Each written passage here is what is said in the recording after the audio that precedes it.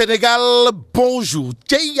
Voilà ce qu'il faut dire sur le démarrage du dialogue politique en lisant Le Quotidien, le journal du groupe Avenir Communication en lieu et place d'une concertation sérieuse, nous informe qu'il a été question de concertation. En d'autres termes, les hommes politiques, voire les politiciens conviés au dialogue n'ont versé que dans des ngapatingololi et entre autres Sabarupot, voire des Sambata Ndiaye, Alingui Ndiaye, alias Ali le guerrier, qui d'après Le Quotidien n'a pas usé de la langue de bois pour dire à haute et intelligible voix que si le PDS ne participe pas, ses préoccupations ne seront pas prises en compte tenu du knock infligé par Ali Ndiaye, alias Ali le guerrier au parti de VAD et ses Vadaillons pour sa non-participation au dialogue. Le quotidien relève aussi l'absence du parti Réumi et du PASTEF les Patriotes. Qu'à cela ne tienne, retenons d'après le quotidien que l'opposition présente réclame une commission indépendante. Donc, c'est en toute indépendance que l'évidence révèle tout simplement et tout bonnement que celui qui n'inspire pas confiance, c'est Alingui Ndiaye,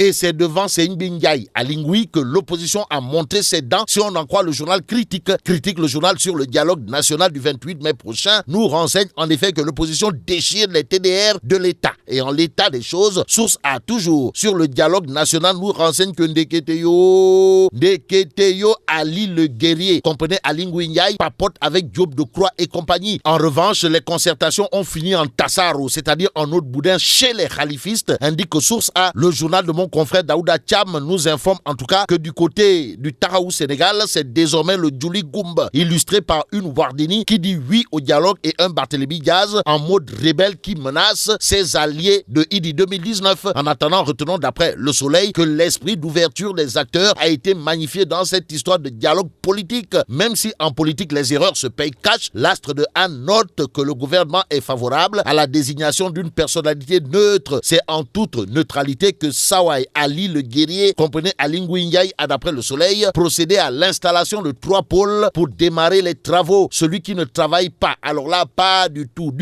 dans l'intérêt du parti de VAD et ses Vadaillons. Si on en croit Direct Info, c'est l'aile Ouldundel, et c'est l'aile Ouldundel. Pourquoi? Eh bien, Direct Info nous dit que Karim Meïssa Wade, qui gère le PDS via WhatsApp depuis Doha, est accusé de déstabiliser le parti créé et fondé par son père. Action-réaction, ça sent le Neferembam Warde à la maison Oumar Lamine Badji, siège du PDS d'après Direct Info, qui révèle que la résistance contre le clan VAD, comprenez Ndel et Lel, se prépare. Que retenir d'autre dans cette histoire de Tchokifin et Kher final dans le PDS, sinon ce que nous livre Direct Info, à savoir trop c'est trop, soutiennent les responsables libéraux. C'est en toute liberté que le journal Enquête revient sur le débat autour de la rémunération des agents de l'État. Et en l'État, c'est le grand désordre aux allures de cour du roi Péto. Si on en croit Enquête, le journal de nous informer qu'il est question de plus de 8 milliards d'heures supplémentaires en toute irrégularité. L'autre irrégularité d'après Enquête gravite certainement autour des 85 types de primes et indemnités. Et la grosse bizarrerie dans cette histoire porte sur un fait, renseigne le journal Enquête, à savoir, disponible depuis 2015, le rapport qui révèle un banditisme financier dans le système de rémunération des agents de l'État est jeté aux oubliettes. Ce que n'entend pas oublier Dakar Times gravite autour des contentieux Bolloré Logistique, Necotrans. En tout cas, scandale à milliards à la douane. Voilà le titre qui bat à la une de Dakar Times. Le journal Les Échos, pendant ce temps, nous informe que le conseil du laïcat fusille à bout portant Mamadou Talla en portant le combat sur l'interdiction du port du voile à l'Institut Sainte-Jeanne d'Arc. Au ministre de l'Éducation Mamadou Talla, le conseil du laïcat dira: votre piètre posture est révoltante et dangereuse. En réagissant de façon si épidermique, vous jetez dangereusement en pâture une institution privée catholique. Aussi, Les Échos nous livrent ce qu'a tenu à dire le conseil du laïcat à Mamadou Talla, à savoir, des enseignants catholiques se voient imposer l'obligation de se couvrir la tête dans certains établissements. De quel type d'établissement s'agit-il? Il y a le